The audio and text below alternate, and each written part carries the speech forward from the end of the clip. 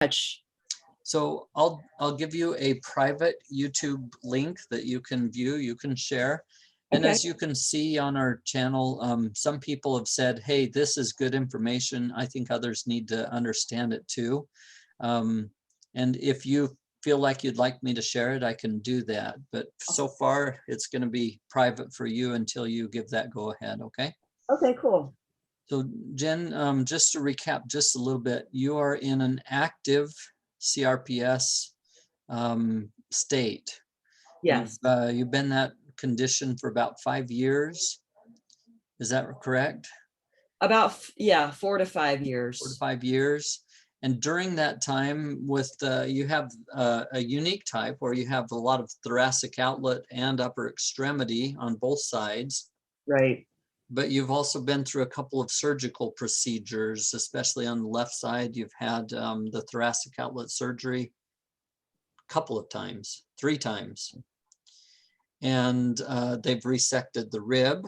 You've got lots of little cool marks there. Looks like somebody tried to slit your throat. That was not what happened, but it felt like it. They weren't successful. And you've also had to have some scar tissue removed underneath your clavicle, right? Correct. Those are all very sensitive areas for the, and the thoracic outlet, in case you're sharing this with somebody else in the future, the thoracic outlet is where all of the nerves that feed these little teeny fingers, all of those nerves come out of the neck and go right through that thoracic outlet. And there's a lot of muscles, bones, and other things there. They all have to play very nicely, or you can't use your fingers. You can't do anything with your arm. You can't hardly reach your shoulder. And somewhere along the way of this dysfunction, and by the way, I have to mention you are a hairdresser because my mom did that for a profession. I understand that, you know, using those arms up there for hours just beats the heck out of that area. But somewhere along the course of that, you developed the CRPS and your brain went into attack mode and said, I don't know what's going on down there, but everything related to that area, which includes all stretches and moves and things, are trying to kill Jen. And so it goes into that attack mode and tries to shut it off, tries to freeze it, tries to scar it in. It's essentially trying to make it so that it doesn't move anymore, hoping that that will combat these pain signals that are just unrelentless coming back into the brain in the center of your universe there. Yeah. You also developed the same condition on the right side to a lesser extent, but it's kind of progressing as well, is my understanding, right? Yeah, as it does. I feel like TOS is pretty progressive. It's not progressing as fast as my left. My left, I went from being functional to bedridden within 16 months. And you spent about 3 years not hardly being able to get out of bed, right? My recliner, but yeah. And you've tried all kinds of treatments. Yeah, I've tried acupuncture, massage, physical therapy with about 7 different people, injections of all kinds, Botox. Yeah, I've tried a lot. And now you're sitting here with your 8th physical therapist, hoping that we can do something good, right? Exactly. And you have been accepted into the Spiral Clinic with Dr. Katinka Vandermeer. And hopefully that can help change an awful lot of things. But her suggestion was, if you could get something like this to help get your vagus nerve back on track a little bit better. And I like that idea too, but we have to be extremely careful. There's a few principles in using our device that hopefully will help you out a lot. First thing that we need to probably go over is I would try and do absolutely everything I could to not need to use the device with my hands at first. That makes sense. How would I'm just sorry, I'm going to adjust you a little bit. Hold Good. on real quick. That's a close-up of our box, I can tell. Yeah, that's your box. I'm using it to prop so you're a little more eye level for me.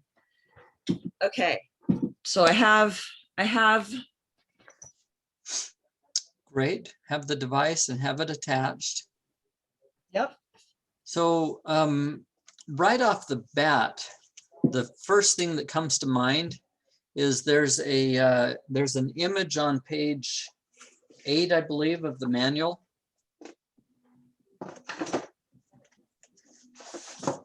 Let's Get just pull it out and see. So a couple of page 9. So a couple of things right off the bat. All of these pictures except for one show her using, you got to use your hands in some way to apply treatment. I can use my right hand, especially if I'm like resting it on something. I can do that. Well, I'll tell you, and that's okay to try some of those things, especially I think that you would have great benefit up around the head and neck.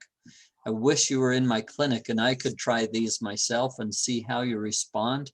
I do too. But some of the areas around the neck you'll have to be so careful with because of that massive amount of scar tissue, post-surgical scarring, rib resection, all of that stuff just creates a lot of tension in that area, especially on the left side. I'm glad you understand that, and I appreciate that. And I'm all about going slow and gentle because I know that's the way that we need to go at this point. So here's what I would probably start you with. You see that technique on page 9, number 8? Yes, I do. Down at the feet. This is where I would start, and I'd probably start at the lowest level that the device goes on. And I would try this a couple of times a day for 1 or 2 minutes for the first few days. You've tried a few of the techniques already, and you can see that there can be some powerful effect, but I just don't dare have you do too much up around this head and neck and shoulders and arms region until your warriors have all calmed down a little bit and lowered their spears. Good plan. So the technique where we put it at the feet, you put the big toe up on the wing section of the thing. Okay. And so you've got both big toes, you've got the device in your arch. It's hard to see in that little picture there, but you've got those blue tongs right in the arch there. Okay, got it. I can see that. When you've got it like that, and you've got, that positioning with your feet, it delivers quite a powerful resonance through the longest nerve endings of the body. There's a part of your brain that's dedicated to receiving messages from down there, and they're not always completely connected with the messengers that are bringing things from the area of your active CRPS. Okay. So a lot of our initial things that I would do would include using your feet and legs as the delivery to get to your brain. Okay, that makes sense. And that way you're not actively having to touch it or send messengers through those hands and fingers until that part of the brain has calmed down a little bit more. Okay. So very important. Oh, go ahead. I was just going to say, how will I know when that part of my brain has calmed down? So here's what we normally see. As your vagal tone improves and as your sentries start calming themselves down a little bit, typically you'll see a change in sensation in the area. Okay. You can start to be able to touch it without it being so fired up. It'll settle down faster. So it might still kind of do the waves, that your CRPS oftentimes does. It'll do those waves, but they won't be nearly as high and volatile and it'll calm down easier. So we're going for decreasing those waves until they kind of even out better. Makes sense. So I wanted to let you know, I have that book called The Healing Power of the Vagus Nerve. Is that a book you would recommend reading? I've got to admit, I've never read it, Jen. Well, that's okay. I don't know what's in it. You probably know all this stuff, so you really don't need to.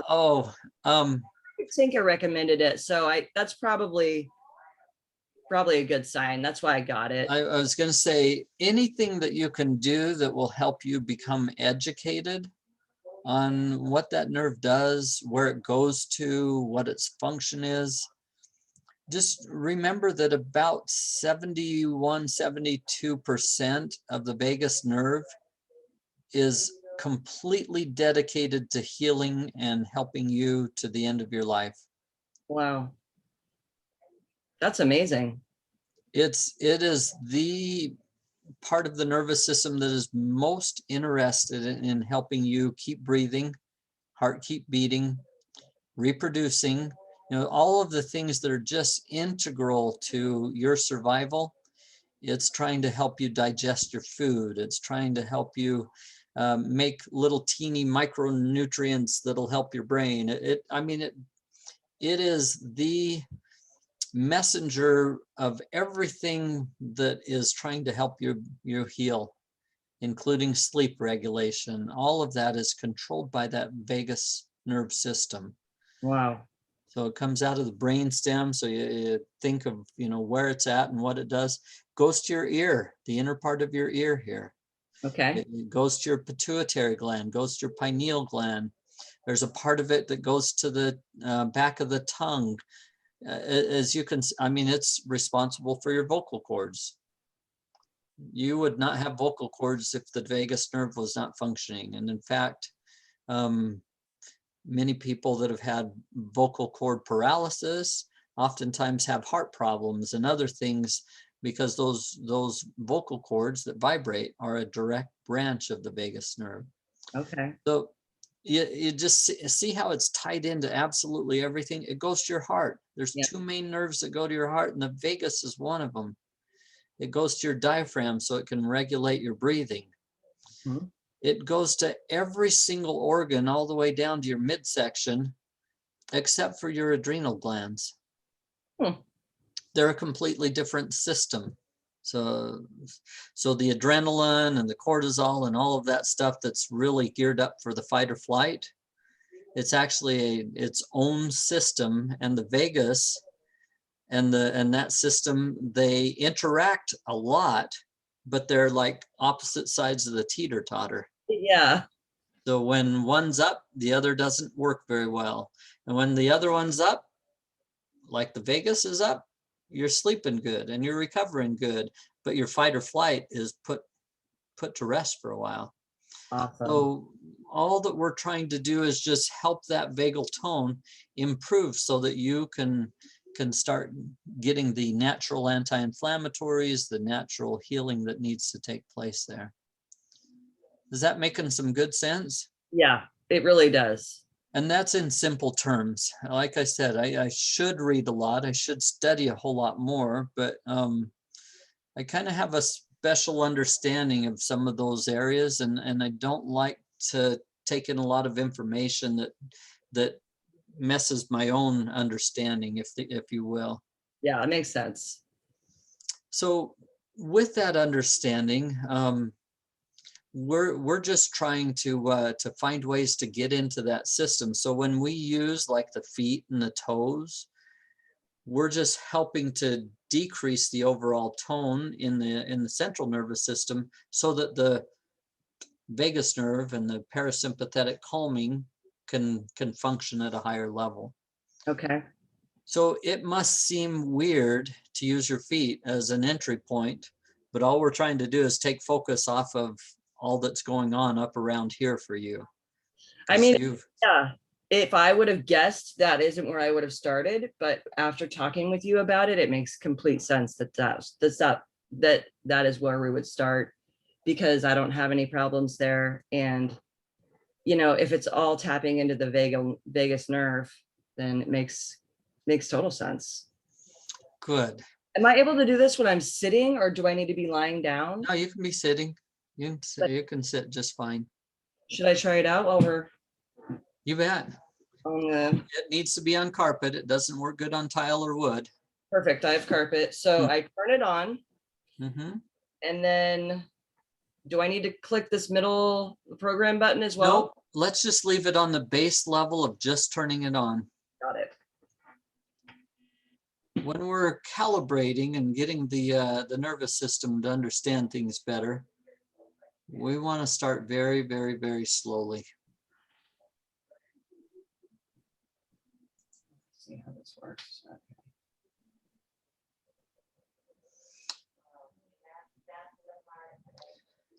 Okay. What's really important about this, and it's a technique, is when you put your tongue just barely past your teeth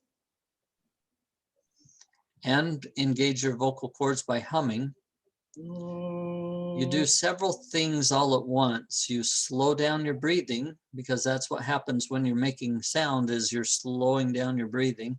Okay. And you're focusing on the exhalation, which is a part of the calming. It's like when you've been scared and you finally go, whew, and let out your breath. It's a part of the calming process for the body, versus holding your breath as part of the fight or flight mode. Okay. Right. Okay. So when we're introducing that resonance through there, a big part of the reason that we're humming, besides engaging the vagus nerve directly, is to get that breathing to calm down, get the whole central nervous system to just kind of calm itself. Okay.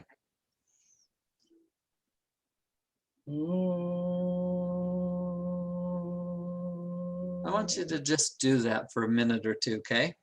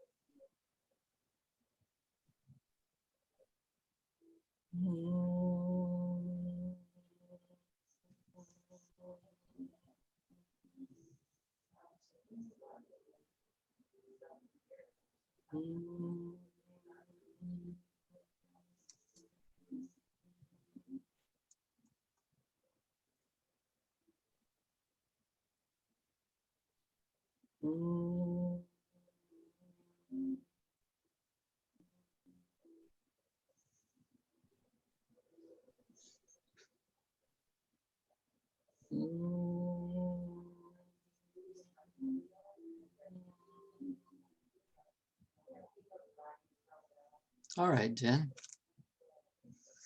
I like watching that because it's actually very unique to watch the face and everything start relaxing, and watch your little playing with motions and things. Can you feel how that kind of has a strong effect on your system, and yet it's very subtle too? I feel very relaxed. Mm-hmm. Yeah, it's like instant calmness. Mm-hmm. Yeah. Now, can I help you enhance that response? I don't know.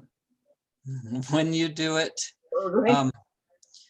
it's a little bit easier if you can be kind of recumbent or laying back just a little bit, like in an easy chair, where Yeah. you don't have quite the pressures and things.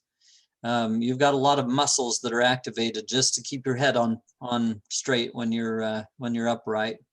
I'll do it in my recliner when I do it, or my bed, and I think that will be. You'll notice that you can get a little bit deeper into that relaxation response. That's one of the first things that we're trying to accomplish, is to get your nervous system to recognize that this is a tool that helps drive it towards relaxation and healing. So I would love to see you do that several times throughout the day. Okay. Probably no need to do it much more than a couple minutes, but if you got carried away and you're deep in your thoughts and went for 5 or 10 minutes, it typically is not a problem at all. It's just, I want at least little bits throughout the day for your brain to start recognizing that a little bit better and a little bit better, okay? Yeah, that makes sense. Now, the next thing that's really helpful with that, sorry, got an itchy eye. No worries. The next thing that would be really helpful with that is what you do with what's going on between the right ear and the left ear. Okay. Meaning, as it starts to calm the nervous system down, what we do with our thought processes can either bring us into severe tension or can relax us further. Yes. So I'm talking about a little bit of psychology here for a minute, okay? Mm-hmm.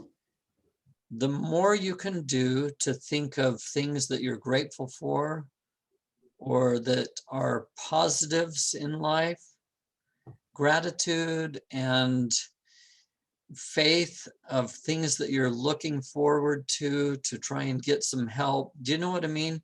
Yes. Everything that has that positive chemical feel for you, Definitely. you can fill your brain up with those things that you're grateful for, and it helps enhance that response. Perfect. And I think you understand this very well. If you try and go to bed and think that, you know, the world is falling in on you, you won't go to sleep. No. But if you lie back and think about some of your happier memories or happier family connections or, you know, relationships that are powerful and positive in your life, then your whole central nervous system, again, lowers its guard just a little bit and says, you know what, we're in a safe place. Let's go ahead and get some good sleep. Makes sense. So while you're using it and while you're humming is a great time to just think of all the things you're grateful for. Okay. I've actually done a lot of work with my mindset over the past 5 or 6 months. I do a lot of gratitude journaling, and Perfect. yeah, I've done a lot of very intentional work. So I can definitely do that while I'm using this for sure. And actually, while I was doing it just now, because I'd read something of yours that talked about doing that. So while I was doing it just now, I was thinking about my houseplants because they make me really happy. And You know, that's a perfect thing because when you can lead your mind into that, it just accentuates the healing chemicals that we introduce into your system. So that's perfect. You've got the concept. awesome. Now, one of the biggest questions is how to progress.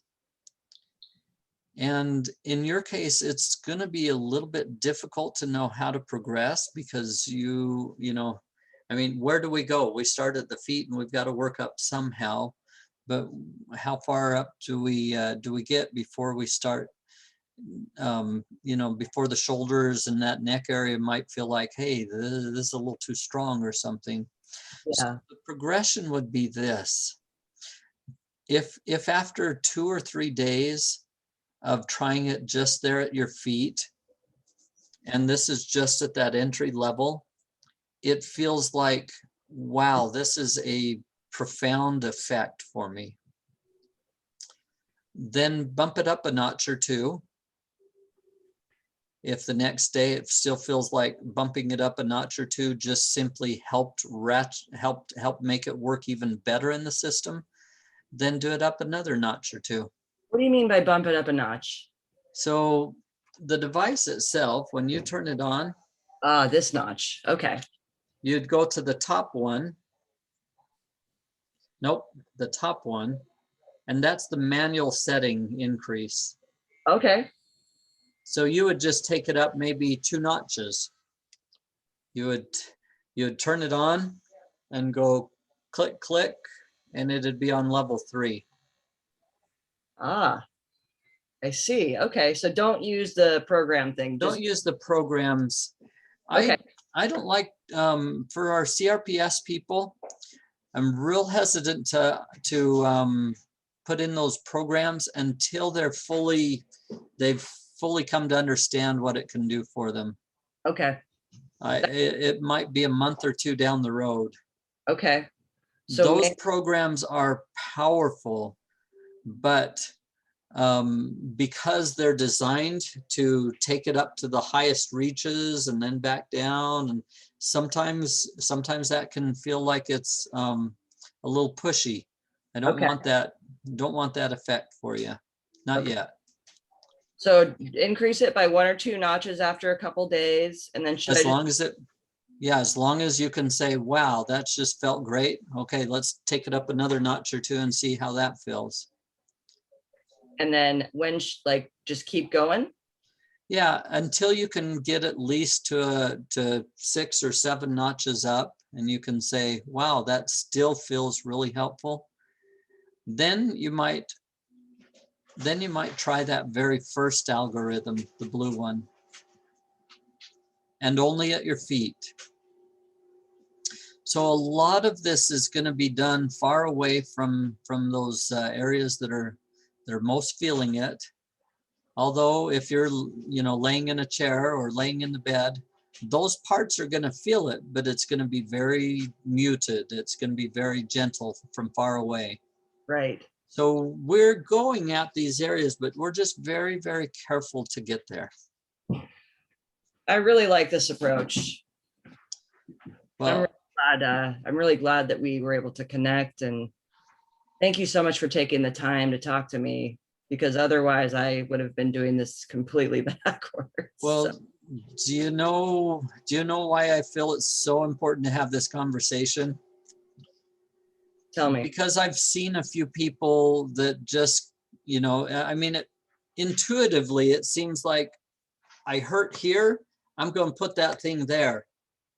But then your brain just says, absolutely not. In fact, whenever I see that thing, I'm going to start freaking out again. Do you know what I mean? Yeah. I've seen that happen a couple of times, and I just feel terrible. Yeah. When that happens. That's why I want to try and make sure that our friends that have CRPS, they understand there's a way to make it work beautifully, but you've got to be very careful in how you get there.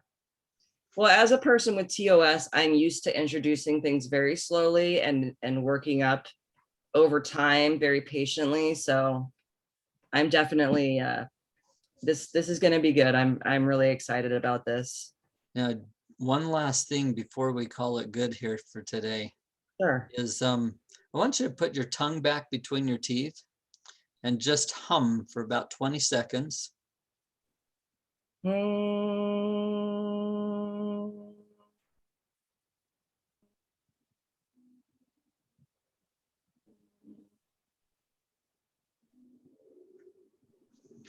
What? Tell me what you feel. I feel calm. Mm-hmm. Kind of, I don't know how to describe it, more like kind of like in tune. Mm-hmm. More clear. Mm-hmm. Kind of cool, huh? Yeah, it's really cool. So that's the effect of a tuner on your nervous system, is we're giving you a point to tune to. That's part of the reason that we started you out so low as well. When I asked you to hum, you could have picked any pitch you wanted to.